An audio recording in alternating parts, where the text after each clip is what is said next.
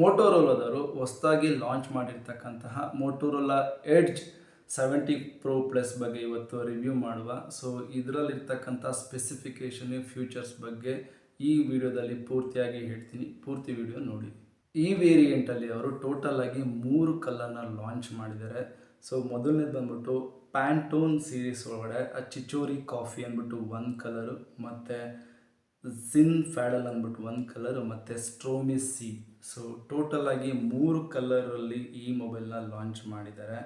ಈ ಮೊಬೈಲ್ ಡ್ಯೂರಬಿಲಿಟಿಗೆ ಬಂತು ಅಂತ ಅಂದರೆ so Gorilla Glass 7i use ಮಾಡಿದ್ದಾರೆ. So with frame made by durable material ಅಂತಲೇ ಹೇಳ್ಬೋದು. ಸೊ ಅದಲ್ಲದೆ ಈ ಒಂದು ಮೊಬೈಲ್ನ ತೂಕ ಬಂದ್ಬಿಟ್ಟು 190 ಗ್ರಾಮ್. ನೆಕ್ಸ್ಟು ಇದಕ್ಕೆ IP69 ಮತ್ತು IP68 ಅಂಡರ್ ವಾಟರ್ ಪ್ರೊಟೆಕ್ಷನ್ನ ಕೊಟ್ಟಿದ್ದಾರೆ. ಅಂದರೆ ನಿಮ್ಮ ಮೊಬೈಲು ಸೊ ವಾಟರ್ ಒಳಗಡೆ ಹೋದ್ರೂ ಕೂಡ ಸೊ ಯಾವುದೇ ರೀತಿಯಾಗಿರ್ತಕ್ಕಂತಹ ಡ್ಯಾಮೇಜ್ ಆಗದಂಗೆ ಪ್ರೊಟೆಕ್ಷನ್ ಕೊಟ್ಟಿದ್ದಾರೆ. ಇನ್ನು ಹಾರ್ಡ್ವೇರು ಮತ್ತು ಪರ್ಫಾರ್ಮೆನ್ಸಿಗೆ ಬಂತು ಅಂದರೆ ಸೊ ಹಾರ್ಡ್ವೇರ್ ಬಂದ್ಬಿಟ್ಟು ಇದಕ್ಕೆ 12GB ರ್ಯಾಮ್ ಕೊಟ್ಟಿದ್ದಾರೆ, ಮತ್ತು 256GB ಸ್ಟೋರೇಜ್ ಕೆಪಾಸಿಟಿ ಕೊಟ್ಟಿದ್ದಾರೆ. ಸೊ ವಿಚ್ ಇಸ್ ಗುಡ್ ಅಂತಲೇ ಹೇಳ್ಬೋದು. ನಾರ್ಮಲಾಗಿ ಇಂಥ ಒಂದು ಸೆಗ್ಮೆಂಟ್ಸ್ ಮೊಬೈಲ್ಗೆ ಆದಷ್ಟು ಸ್ಪೇಸ್ ಜಾಸ್ತಿ ಕೊಟ್ಟಷ್ಟು ಒಳ್ಳೆಯದೇ. ಯಾಕೆಂದರೆ ವಿಡಿಯೋ ಆಗಿರಲಿ, ಫೋಟೋ ಕ್ಲಾರಿಟೀಸ್ ಆಗಿರಲಿ ಸಿಕ್ಕಾಪಟ್ಟೆ ಜಾಸ್ತಿ ಇರುತ್ತೆ, ಮತ್ತು ಸ್ಪೇಸ್ ಕನ್ಸಂಪ್ಷನ್ ಜಾಸ್ತಿ ತೊಗೊಳುತ್ತೆ ನೀವೇ ಒಂದು ಫೋಟೋ ಆಗಿರ್ಬೋದು ವಿಡಿಯೋ ಮಾಡಿದಾಗ. ಸೊ ಹಾಗಾಗಿ ಸ್ಪೇಸು 256 ಒಂದು ಗುಡ್ ಸ್ಟ್ಯಾಂಡರ್ಡ್ ಆಗಿರ್ತಕ್ಕಂತಹ ಒಂದು ಸ್ಟೋರಿನ ಕೊಟ್ಟಿದ್ದಾರೆ ಅಂತಲೇ ಹೇಳ್ಬೋದು. ಸೊ ಅದು ಬಿಟ್ಟರೆ ನೆಕ್ಸ್ಟು ನಾನು ಯಾವಾಗಲೂ ಮೆನ್ಷನ್ ಮಾಡ್ತಾ ಇರ್ತೀನಿ, ಸೊ ಪ್ರೊಸೆಸರ್ನ ಯಾವತ್ತೇ ಆಗಲಿ ನೀವು ಮೊಬೈಲ್ ಬೈ ಮಾಡಬೇಕಾದ್ರೆ ನೋಡಿ ಫಸ್ಟು ಅಂತ ಹೇಳ್ತೀನಿ. ಸೊ ಇದರಲ್ಲೂ ಹಾಗೆಯೇ ಇವ್ರು ಕೊಟ್ಟಿರ್ತಕ್ಕಂತಹ ಪ್ರೊಸೆಸರ್ ಬಂದ್ಬಿಟ್ಟು ಈ ಮೀಡಿಯಾಟೆಕ್ ಅವ್ರದ್ದು ಎಕ್ಸ್ಟ್ರೀಮ್ 8500 ಒಂದು ಸೀರೀಸ್ ಕೊಟ್ಟಿದ್ದಾರೆ. ಸೊ ಇಟ್ ಈಸ್ ಗುಡ್ ಅಂತಲೇ ಹೇಳ್ಬೋದು. ಬೇಸಿಕಲಿ ಏನಂದರೆ ನಾನು ಯಾವಾಗಲೂ ಎಂಟ್ರಿ ಲೆವೆಲ್ ಫೋನು ಮತ್ತು ಮಿಡ್ ರೇಂಜ್ ಮತ್ತು ಹೈ ಲೆವೆಲ್ ಮತ್ತು ಪ್ರೋ ಫೋನ್ ಅಂತಾಗ ನಾನು ಕನ್ಸಿಡರ್ ಮಾಡ್ತೀನಿ. ಸೊ ಇದರೊಳಗಡೆ ಬಂದ್ಬಿಟ್ಟು ಈ ಮೊಬೈಲ್ ಸ್ಟ್ಯಾಂಡ್ ಆಗೋದು ಬಂದ್ಬಿಟ್ಟು ಪ್ರೋಗಿಂತ ಕಮ್ಮಿ, ಅಂದರೆ ಹೈ ಲೆವೆಲ್ಗಿಂತ ಕಮ್ಮಿ ಅಂತಲೇ ಹೇಳ್ಬೋದು. ಯಾಕೆಂದರೆ ಮೀಡಿಯಾಟೆಕ್ ಅವ್ರದ್ದು ಈ ಒಂದು ಪ್ರೊಸೆಸರ್ ಅಲ್ಲದೇ 9500 ಸೀರೀಸ್ ಪ್ರೊಸೆಸರ್ಸ್ಗಳು ಕೂಡ ಇದೆ, which is good than this one ಅಂತಲೇ ಹೇಳ್ಬೋದು. 8500 ಸೀರೀಸ್ಗಿಂತನೂ ಈ ಮೊಬೈಲಲ್ಲಿ ಇದ್ದರೆ ಅದಕ್ಕಿಂತ ಚೆನ್ನಾಗಿರ್ತಕ್ಕಂಥ ಪ್ರೊಸೆಸ್ ಇರೋದ್ರಿಂದ ಸೊ ನಾನು ಇದನ್ನು ಪ್ರೋ ಅಂತ ಕನ್ಸಿಡರ್ ಮಾಡೋದಕ್ಕೆ ಆಗೋದಿಲ್ಲ. ಸೊ ಹಂಗಾಗಿನೇ ಈ ಒಂದು ಸ್ಟ್ಯಾಂಡರ್ಡ್ ಆಗಿರ್ತಕ್ಕಂಥ ಮೊಬೈಲ್ಗೆ ಸೊ ಮೋರ್ ದ್ಯಾನ್ ಹೈ ಅಂತಲೇ ಹೇಳ್ಬೋದು, ಬಟ್ ಪ್ರೋ ಅಂತ ಕನ್ಸಿಡರ್ ಮಾಡೋಕ್ಕಾಗಲ್ಲ. ಫ್ಯಾಬ್ರಿಕೇಷನ್ ನಾನು ಯಾವಾಗಲೂ ಚಿಪ್ಸೆಟ್ ಒಳಗಡೆ ಬಂದ್ಬಿಟ್ಟು ಫ್ಯಾಬ್ರಿಕೇಷನ್ ಬಂದ್ಬಿಟ್ಟು ನ್ಯಾನೋಮೀಟರ್ನ ನೀವು ಯಾವತ್ತೂ ಕನ್ಸಿಡರ್ ಮಾಡಬೇಕು ಅಂತ ಹೇಳ್ತೀನಿ. ಸೊ ಇವ್ರು ಕೊಟ್ಟಿರ್ತಕ್ಕಂಥದ್ದು ಇಲ್ಲಿ 4 ನ್ಯಾನೋಮೀಟರ್ಸ್ ಆಲ್ವೇಸ್. ಲೈಕ್ ಏನಂದರೆ ಇವಾಗೆಲ್ಲ ಬಂದ್ಬಿಟ್ಟು 3 ನ್ಯಾನೋಮೀಟರ್ಸ್, ಅಂದರೆ ಸ್ಯಾಮ್ಸಂಗ್ ಗ್ಯಾಲಕ್ಸಿ ಒಳಗಡೆ ನೀವೇನೋ ಇವಾಗ ಹೊಸದಾಗಿ 26 ಅಲ್ಟ್ರಾ ಏನು ಬಂದಿದೆ, ಸೊ ಅದರೊಳಗಡೆ ಬಂದ್ಬಿಟ್ಟು 3 ನ್ಯಾನೋಮೀಟರ್ಸ್ ಇದೆ. ಸೊ ಇದರೊಳಗಡೆ 4 ನ್ಯಾನೋಮೀಟರ್ಸ್, ಸೊ ವಿಚ್ ಈಸ್ ಸ್ವಲ್ಪ ಕಮ್ಮಿ ಅಂತಲೇ ಹೇಳ್ಬೋದು, ಬಟ್ ಸ್ಟಿಲ್ ಸೊ ಇದು ಒಳ್ಳೆ ಪ್ರೊಸೆಸರ್ ಅಂತ ಹೇಳೋದು ಎರಡು ಮಾತಿಲ್ಲ. ಸೊ ಹಂಗಾಗಿ ಪ್ರೊಸೆಸರ್ ಮತ್ತು ಪರ್ಫಾರ್ಮೆನ್ಸಿಗೆ ಬಂತು ಅಂತ ಅಂದರೆ ಸೊ ನಾನು ಇದಕ್ಕೆ 10 ಔಟ್ ಆಫ್ 10 ಕೊಡ್ತೀನಿ. ಯಾಕೆಂದರೆ ಇದರಲ್ಲಿ ಗೇಮಿಂಗ್ ನೀವೇರೋ ಗೇಮರ್ಸ್ ಆಗಿದರೆ, ಗೇಮಿಂಗ್ ನೀವೇರೋ ಒಳ್ಳೆ ಮೊಬೈಲ್ ನೋಡ್ತಾ ಇದ್ದೀರಾ ಅಂತ ಅಂದರೆ ಸೊ ಈ ಪ್ರೊಸೆಸರು ತುಂಬಾ ಹೆಲ್ಪ್ ಆಗುತ್ತೆ ನಿಮಗೆ. ಸೊ ಲ್ಯಾಗ್ಸ್ ಆಗಿರ್ತಕ್ಕಂಥದ್ದು ಸಿಕ್ಕಾಪಟ್ಟೆ ಕಮ್ಮಿ ಇರುತ್ತೆ. ನೀವೇನು ಗೇಮಿಂಗ್ ಆಡ್ಬೇಕಾದ್ರೆ ಲ್ಯಾಗ್ಸ್ ಆಗೋದು ಅಥವಾ ಹ್ಯಾಂಗ್ ಅಂತ ಏನು ಕರಿತೀವಿ, ಸೊ ಅದು ಕಮ್ಮಿ ಇರಲ್ಲ, ಅಂದರೆ ಆಗಲ್ಲ ಅಂತಲೇ ಹೇಳ್ಬೋದು. ಯಾಕೆಂದರೆ ಆಕ್ಟಾ ಕೋರ್ ಪ್ರೊಸೆಸರ್ ಕೊಟ್ಟು ಇದರೊಳಗೆ ಅಪ್ ಟು ಅವರು 3.4 GHz ಸ್ಪೀಡ್ ತಕ್ಕನು ಸಪೋರ್ಟ್ ಮಾಡುತ್ತೆ ಅಂತ ಹೇಳಿದ್ರೆ 8 ಆಕ್ಟಾ ಕೋರ್ಸ್ ಅಂತ ನಾನು ಏನು ಮೆನ್ಷನ್ ಮಾಡ್ತೀನಿ. ಸೊ ಸ್ಪೀಡ್ ಬಂದ್ಬಿಟ್ಟು 3.4 GHz ಇರೋದ್ರಿಂದ ಸೊ ಲ್ಯಾಗ್ ಆಗ್ತಕ್ಕಂಥ ಚಾನ್ಸಸ್ ಇಲ್ಲ ಅನ್ನೋದು ನನ್ನ ಒಂದು ಅಭಿಪ್ರಾಯ. ಅದು ಬಿಟ್ಟರೆ ನೆಕ್ಸ್ಟು ಎಲ್ಲರೂ ಕಾನ್ಸಂಟ್ರೇಟ್ ಮಾಡೋದೇ ಕ್ಯಾಮ್ರಾ ಮೇಲೆ. ಸೊ ಕ್ಯಾಮ್ರಾ ಬಂದ್ಬಿಟ್ಟು ಇದರಲ್ಲಿ ಸೊ ಟೋಟಲಾಗಿ 4 ಕ್ಯಾಮ್ರಾ ಕೊಟ್ಟಿದ್ದಾರೆ. ಸೊ ಬ್ಯಾಕಲ್ಲಿ ನೀವು ಈ ಮೊಬೈಲ್ ನೋಡ್ತು ಅಂತಂದರೆ ಹಿಂದೆಗಡೆ 4 ಕ್ಯಾಮ್ರಾ ಕೊಟ್ಟಿದ್ದಾರೆ ಅಂತ ಅನಿಸುತ್ತೆ, ಬಟ್ ಆ್ಯಕ್ಚುಲಿ ಬ್ಯಾಕಲ್ಲಿ ಅವ್ರು 4 ಕ್ಯಾಮ್ರಾ ಕೊಟ್ಟಿಲ್ಲ, 3 ಕ್ಯಾಮ್ರಾ ಕೊಟ್ಟಿದ್ದಾರೆ. ಸೊ ಮತ್ತು ಫ್ರಂಟ್ ಕೂಡ 1 ಕ್ಯಾಮ್ರಾ ಕೊಟ್ಟಿದ್ದಾರೆ. ಇನ್ನೊಂದು ನೋಡೋದಕ್ಕೆ ಕ್ಯಾಮ್ರಾ ಥರ ಕಂಡ್ರೂ ಅದು ಫ್ಲ್ಯಾಶ್ಗೆ ಯೂಸ್ ಮಾಡ್ಕೊಂಡಿದ್ದಾರೆ, ಆ ಒಂದು ಸೇಮ್ ಕ್ಯಾಮ್ರಾ ಥರ ಕಾಣೋದನ್ನ ಫ್ಲ್ಯಾಶ್ಗೆ ಯೂಸ್ ಮಾಡ್ಕೊಂಡಿದ್ದಾರೆ. ಸೊ ಡಿಸೈನ್ ವೈಸ್ ಚೆನ್ನಾಗಿ ಕಾಣುತ್ತೆ ಅಂತ ಅಂದ್ಬಿಟ್ಟು ಈ ಥರ ಮಾಡಿರ್ತಾರೆ. ಸೊ ಎಲ್ಲ 4 ಕ್ಯಾಮ್ರಾಗಳನ್ನು 50 ಮೆಗಾ ಪಿಕ್ಸೆಲ್ ಅದೊಂದು ಕನ್ಸಿಡರ್ ಮಾಡಬೇಕು. ಸೊ ಇದರಲ್ಲಿ ಏನಂತ ಅಂದರೆ ಮೇಯ್ನ್ ಏನು ಕ್ಯಾಮ್ರಾ ಕೊಟ್ಟಿದ್ದಾರೆ ಆ ಕ್ಯಾಮ್ರಾ ಬಂದ್ಬಿಟ್ಟು ಸೋನಿಯವರ LYTIA710 ಸೆನ್ಸರ್ ವಿತ್ OSI ಕೊಟ್ಟಿದ್ದಾರೆ, ವಿಚ್ ಇಸ್ ವೆರಿ ಗುಡ್ ಅಂತಲೇ ಹೇಳ್ಬೋದು. ಸೊ ಅದು ಬಿಟ್ಟರೆ ಬೇರೆ ಕ್ಯಾಮ್ರಾಗಳು ಕೊಟ್ಟಿದ್ದಾರೆ. ಸೊ ಒಂದು ಬಂದ್ಬಿಟ್ಟು ಅಲ್ಟ್ರಾವೈಡು ಮ್ಯಾಕ್ರೋ ಒಂದು ಕೊಟ್ಟಿದ್ದಾರೆ, ಮತ್ತು ಪೆರಿಸ್ಕೋಪಿಕ್ ಟೆಲಿಫೋಟೋಗೆ ಒಂದು ಕೊಟ್ಟಿದ್ದಾರೆ. ಸೊ ಅದು ಬಿಟ್ಟರೆ ನೆಕ್ಸ್ಟು ಫ್ರಂಟ್ ಏನು ಯೂಸ್ ಮಾಡ್ತಾರೆ ಅದಕ್ಕೂ ಕೂಡ 50 ಮೆಗಾ ಪಿಕ್ಸಲ್ಗೆ ಕೊಟ್ಟಿದ್ದಾರೆ. ಸೊ ಓವರಾಲ್ ಬಂದ್ಬಿಟ್ಟು ಸೊ ಕ್ಯಾಮ್ರಾ ಕೂಡ ಚೆನ್ನಾಗೇ ಕೊಟ್ಟಿದ್ದಾರೆ. ಸೊ ಎಲ್ಲೂ ಕೂಡ ಕಾಂಪ್ರಮೈಸ್ ಆಗಿಲ್ಲ ಕ್ಯಾಮ್ರಾದಲ್ಲೂ ಕೂಡ. ಆಮೇಲೆ ಲೆನ್ಸಸ್ಸು ಕೂಡ ಚೆನ್ನಾಗಿರ್ತಕ್ಕಂಥದ್ದನ್ನು ಯೂಸ್ ಮಾಡಿದ್ದಾರೆ.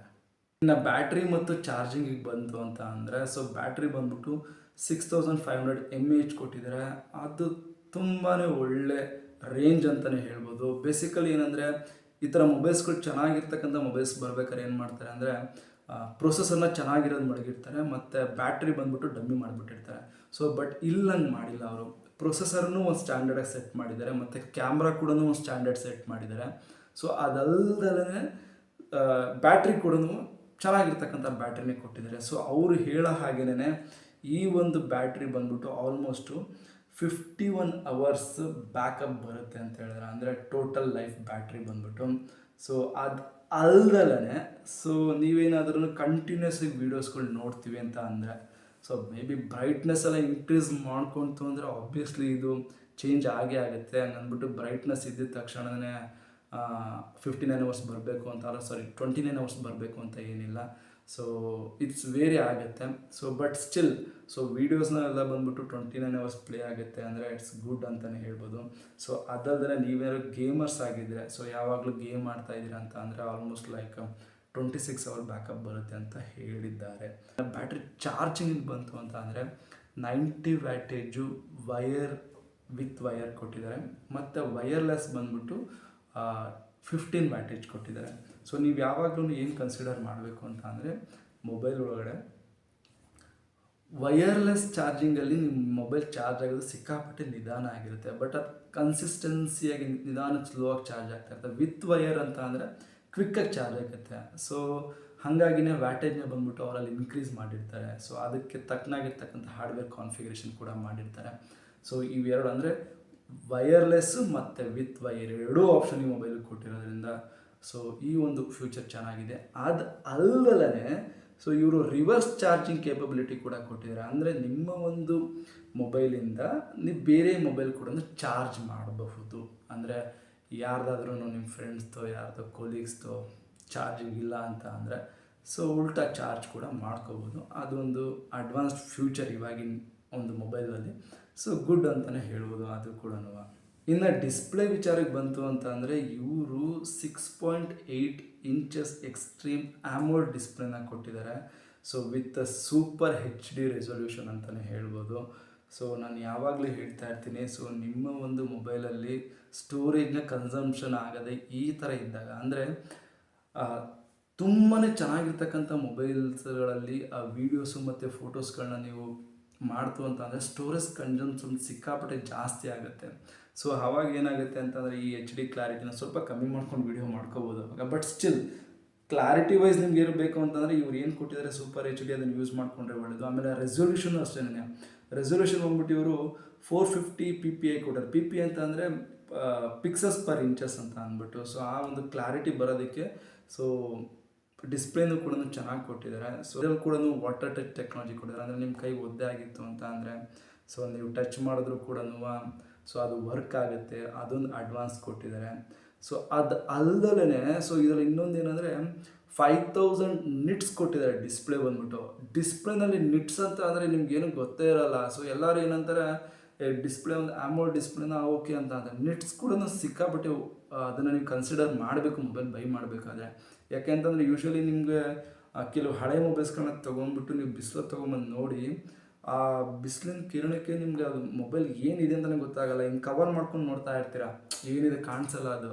ಸೊ ಅಂದರೆ ಅವಾಗೆಲ್ಲ ಬಂದ್ಬಿಟ್ಟು ಒಂದು 500 800 ಈ ರೇಂಜಲ್ಲಿ ನಿಟ್ಸ್ಗಳಿತ್ತು. ಇದಕ್ಕೆ ಬಂದ್ಬಿಟ್ಟು 5200 ನಿಟ್ಸ್ ಅಂತಂದರೆ ಬ್ರೈಟ್ನೆಸ್ ಎಷ್ಟು ಚೆನ್ನಾಗಿ ಕೊಟ್ಟಿದ್ದಾರೆ ಅಂತ ನೀವು ಕನ್ಸಿಡರ್ ಮಾಡಬೇಕು ಇದನ್ನು. ಸೊ ಹಾಗಾಗಿನೇ ಇಷ್ಟು ಬ್ರೈಟ್ನೆಸ್ ಇರ್ತಕ್ಕಂಥದ್ದು ಕೊಟ್ಟಿದ್ದಾರೆ ಅಂತಂದರೆ ನೀವು ಇವನ್ ಎಷ್ಟೇ ಸನ್ನೆ ಆಗಿದ್ರೂ ತಲೆ ಕೆಡಿಸ್ಕೊಳ್ಳೋಂಗಿಲ್ಲ, ನೀವು ಆರಾಮಾಗಿ ಮೊಬೈಲ್ನ ಯೂಸ್ ಮಾಡ್ಬೋದು. ಸೊ ಅದೊಂದು ಬೆಸ್ಟ್ ಆಪ್ಷನ್ ಇದರಲ್ಲಿ ಕೊಟ್ಟಿದ್ದಾರೆ ಅಂತಲೇ ಹೇಳ್ಬೋದು.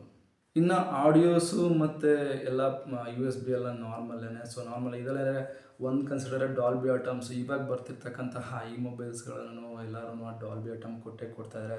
ಸ್ಪೀಕರ್ ಬಂದ್ಬಿಟ್ಟು ಡ್ಯುಯಲ್ ಸ್ಟೀರಿಯೋ ಸ್ಪೀಕರ್ ಕೊಡ್ತಾಯಿದ್ದಾರೆ. ಸೊ ಅದನ್ನು ಸೇಮ್ ಇದರಲ್ಲೂ ಕೂಡ ಕೊಟ್ಟಿದ್ದಾರೆ. ಸೊ ಅದು ನೆಕ್ಸ್ಟ್ ಇನ್ನು ಪೋರ್ಟ್ಸ್ ಬಂತು ಅಂತಂದರೆ ಯು ಎಸ್ ಬಿ ಬಂದ್ಬಿಟ್ಟು ಟೈಪ್ ಸಿ ಪೋರ್ಟ್ ಇದೆ ಆ್ಯಕ್ಚುಲಿ. ಸೊ ಅದರಲ್ಲಿ USB 2.0 ಯೂಸ್ ಮಾಡಿದ್ದಾರೆ. ಸೊ ಇನ್ನು AI ಬಿಲ್ಡ್ ಫ್ಯೂಚರ್ ಬಂತು ಅಂತಂದರೆ ಜೆಮಿನಿ ಅವ್ರದ್ದು AI ಬಿಲ್ಡ್ ಫ್ಯೂಚರ್ ಕೊಟ್ಟಿದ್ದಾರೆ ಇದರೊಳಗಡೆ. ಸೊ ನೀವೇನಾದ್ರೂ ಒಂದು 50,000 ರೇಂಜಲ್ಲಿ ನೋಡ್ತಾ ಇದ್ದೀರ ಅಂತ ಕಣ್ಣು ಮುಚ್ಕೊಂಡು ಈ ಮೊಬೈಲ್ನ ತೊಗೋಬೋದು. ಯಾವುದೇ ರೀತಿಯಾಗಿರ್ತಕ್ಕಂತಹ ನೆಗೆಟಿವ್ ಅಂತಕ್ಕಂಥದ್ದು ಇದ್ರಲ್ಲಿ ಕಾಣಿಸ್ತಾ ಇಲ್ಲ ನನಗೆ. ಸೊ ಹಾಗಾಗಿ ಇದು ಬಂದ್ಬಿಟ್ಟು ಅಫಿಷಿಯಲಿ ಲಾಂಚ್ ಆಗಿತ್ತು June 4th ಆದರೂ ಕೂಡ ಮಾರ್ಕೆಟ್ಗೆ ಅಂದರೆ June 11th ಫ್ಲಿಪ್ಕಾರ್ಟ್ ಮತ್ತು ಇನ್ನು ಮೋಟೋರೋಲಾ ಸೈಟ್ಸಲ್ಲಿ ಅವೈಲಬಿಲಿಟಿ ಇರುತ್ತೆ. ನೀವೇನು ಪ್ರೀ ಬುಕ್ ಮಾಡಬೇಕು ಅಂದರೆ ಆಲ್ರೆಡಿ ಹೋಗಿ ಬುಕ್ ಮಾಡ್ಕೋಬೋದು. ಈ ಮೊಬೈಲ್ಸ್ ಆಲ್ರೆಡಿ ಅವೈಲಬಿಲಿಟಿ ಸ್ಟಾರ್ಟ್ ಆಗಿದೆ ಮೋಟೋರೋಲಾದ ಅವರ ಇದರಲ್ಲಿ ವೆಬ್ಸೈಟ್ಸಲ್ಲಿ. ಸೊ ಇಟ್ಸ್ ಗುಡ್ ಅಂತಲೇ ಹೇಳ್ಬೋದು. ನನ್ನ ಒಂದು ಕಡೆಯಿಂದ ಈ ಮೊಬೈಲ್ಗೆ 10 out of 10 ಅಂತಲೇ ಕೊಡ್ತೀನಿ. ನಿಮಗೇನಾದ್ರೂ ಇದೇ ರೀತಿಯಾಗಿರ್ತಕ್ಕಂತಹ ಇನ್ಫಾರ್ಮೇಷನ್ ಬೇಕು, ಟೆಕ್ನಿಕಲ್ ರಿಲೇಟೆಡ್ ಇನ್ಫಾರ್ಮೇಷನ್ ಬೇಕು ಅಂತ ಅಂದರೆ ಸೊ ಯಾವುದ್ರ ಬಗ್ಗೆ ಬೇಕು ಅಂತ ಅಂದ್ಬಿಟ್ಟು ನನ್ನ ಕಮೆಂಟ್ ಬಾಕ್ಸಲ್ಲಿ ತಿಳಿಸಿ. ಸೊ ಅದ್ರ ಬಗ್ಗೆ ಕೂಡ ಒಂದು ವಿಡಿಯೋ ಮಾಡಿ ಹಾಕ್ತೀನಿ.